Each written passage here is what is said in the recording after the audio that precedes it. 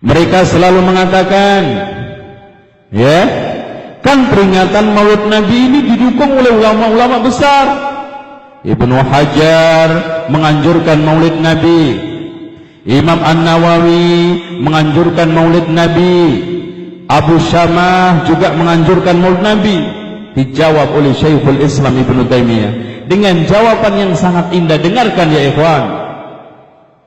Idza fa'alaha qaumun du fadlin, kalau seandainya yang melakukan peringatan Maulid Nabi itu orang-orang yang memiliki keutamaan, faqad tarakaha qaumun fi zamanin, itu telah ditinggalkan oleh generasi pada suatu zaman, haula'i mu'taqidina li karahiyatiha, mereka meyakini bahwa itu perkara dibenci.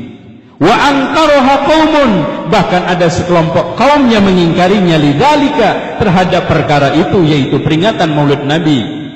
Wa haula'i tarikunal munkirun, dengerin, pahamin, cermatin ya ikhwan, jangan sibuk dengan yang lainnya. Imam Ibnu Taimiyah mengatakan, wa haula'i tarikunal munkirun, mereka yang meninggalkan peringatan Maulid Nabi, yang mengingkari Maulid Nabi, illam yakunu afdal mimman fa'aluha falaysu dunahum fil fadli, kalau seandainya mereka tidak lebih utama dari yang melakukan, tapi mereka keutamaannya tidak terlalu banget di bawah mereka.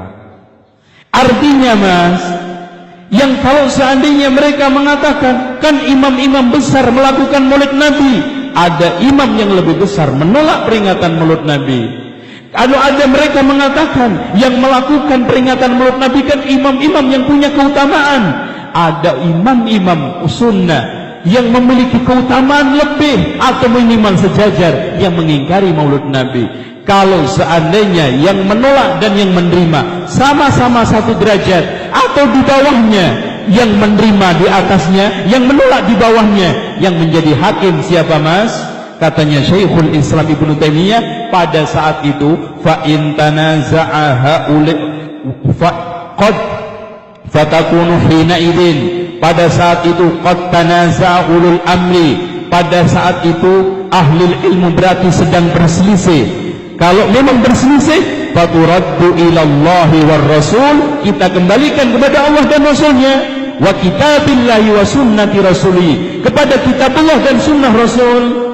Ternyata setelah dikembalikan kepada Allah dan Rasulnya, dikembalikan kepada kitab dan sunnah, ma'aman kariyaha, pendapat yang benar, pendapat yang sahih, bersama orang yang membenci dan mengingkarinya. La ma'aman rakhasa fiha, bukan bersama orang yang memberikan kemudahan, kemurahan, kebolehan, rukhsah, boleh melakukan peringatan Maulid Nabi, tidak.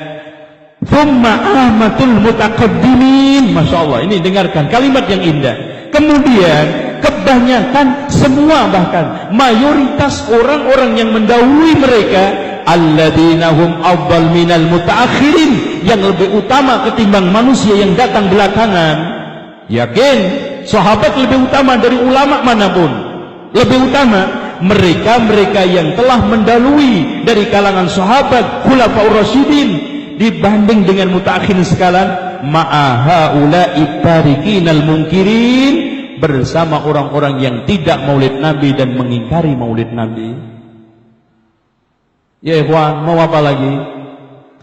Kalau sekarang setelah kita timbang qala Allah qala Rasul, kita kembalikan kepada kitabullah dan sunnah Rasul, ternyata berpihak kepada yang menolak, membenci, bukan yang menganjurkan dan membolehkan. Kalau taruhlah setelah itu kita lihat mereka-mereka mayoritas ulama-ulama yang mendahului mereka dari kalangan sahabat dan tabi'in yang senior, a'immatus sunnah yang lebih utama, ternyata setelah kita cek mereka berpihak kepada orang yang mengingkari dan meninggalkan Maulid Nabi, bukan bersama orang yang mendukung Maulid Nabi. Terus mau apa lagi? Sudah selesai. Oleh karena itu hadirin sekalian, mentok dalil mereka. Walaupun dia berusaha untuk memperalat ucapan Syekhul Islam Ibnu Taimiyah, di antaranya beliau memperalat ucapan Syekhul Islam Ibnu Taimiyah, Wa kadzalika ma yuhditsu ba'dun nas. Begitulah yang diadakan oleh sebagian orang, imma mudaddan lin nasara fi milad Isa alaihi salam, imma dia sebagai bentuk peniruan terhadap hari lahirnya Isa. Tentang maulid Nabi, mereka itu sebetulnya nyangkok maulidnya Isa. Kalau orang Kristen punya perayaan maulid, kenapa kita tidak? Itu tok. Wa imma mahabbatan lin nabi. Di antara mereka yang melakukan itu sebagai bentuk cinta dia kepada Nabi, wa ta'dhiman, dan mengagungkan Nabi. Kita tidak ingkari, niat mereka ikhlas, bagus, tapi kan enggak benar.